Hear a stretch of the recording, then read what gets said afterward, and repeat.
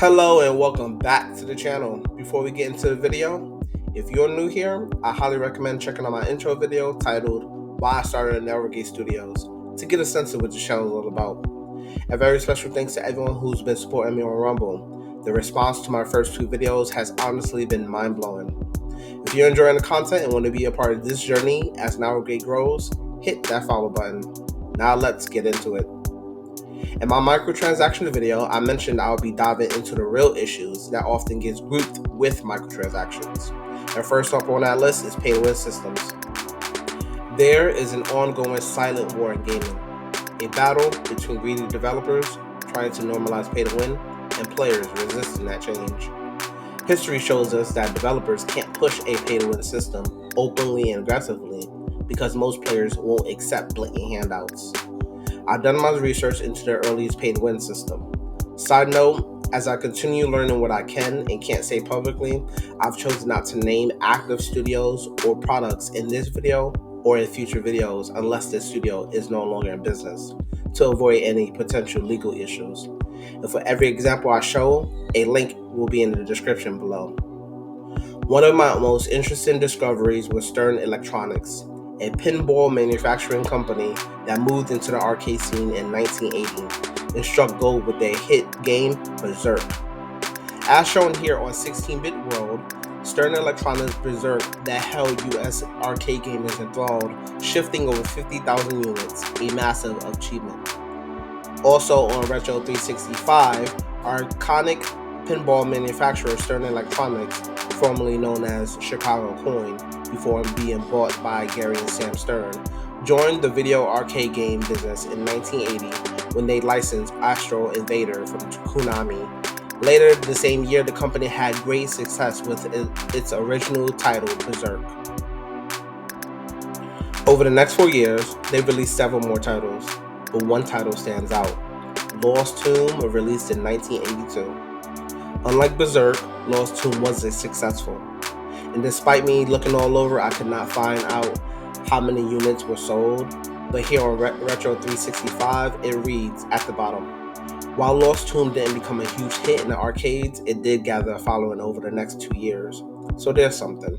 Stern thought that their game, Lost Tomb, was too tough. So Stern added two features that were the downfall of Lost Tomb.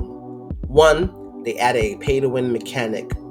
Between levels, players could pay 25 cents to buy 25 whips. Whips were essential for progressing in the game.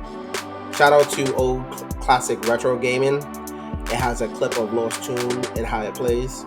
7 minutes and 20 seconds in, it shows that players can buy 25 whips per 1 credit.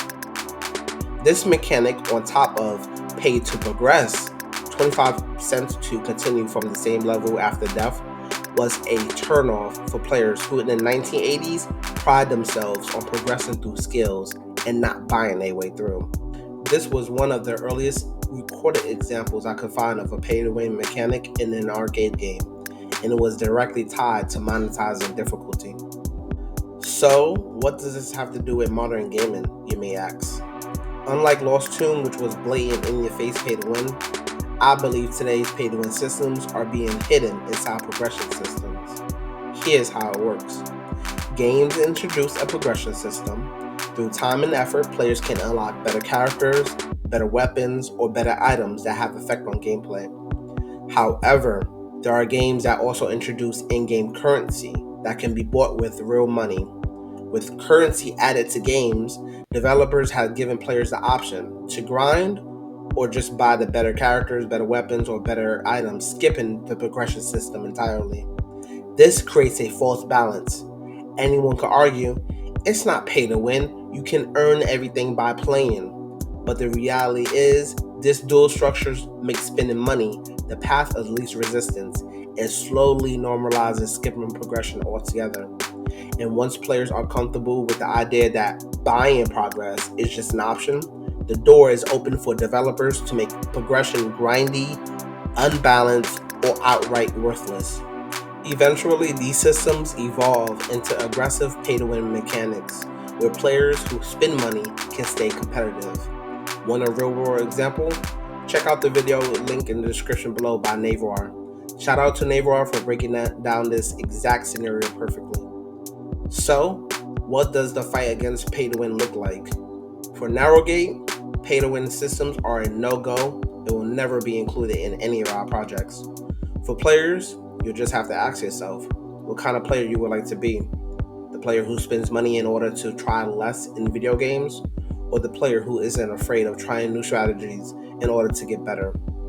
Narrowgate is looking to create video games geared toward players who enjoy spending time getting better at whatever they play and look forward to being challenged. So there you have it. Technically, this is my third video in, not including my intro. I see how serious the support is, and I hope you see how serious I am about Narrowgate Studios. See you in the next video.